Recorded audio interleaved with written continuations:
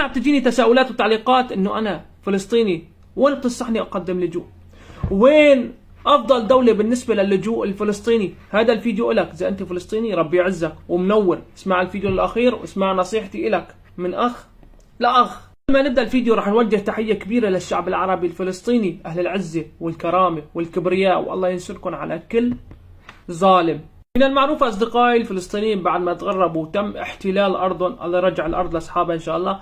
المهم طلعوا في فلسطينيين راحوا لسوريا، في فلسطينيين بلبنان، بمصر، بالأردن، بالعراق، وين من كانوا عايشين. كانوا عايشين في بلدان آمنة. في ناس عايشة في بلدان آمنة وفي منهم عايشين في بلدان غير آمنة. كانت آمنة ولكن حاليا صارت غير آمنة، مثل سوريا.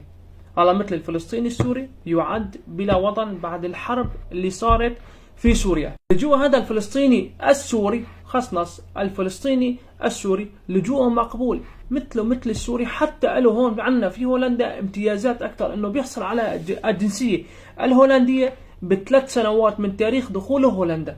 الفلسطيني اللبناني، الفلسطيني الاردني، الفلسطيني كل شيء فلسطيني عايش بدوله امنه من زمان. يعني مثلا عايش في الاردن، هذا لا يحق له اللجوء اذا ما كان عنده قصه قويه واثباتات على قصته، فلجوءه صعب. في ناس حصلت على لجوء وفي ناس تم رفض لجوءه، تمام. وعندك الفلسطيني الغزاوي، انا بعرف شباب من هون ترحلوا على اثر ملفهم ما تم قبول لجوء، اجاه الرفض وترحيل. وفي ناس منهم انقبل لجوء. ليش؟ لاني عندهم اثباتات وعندهم قصه قويه.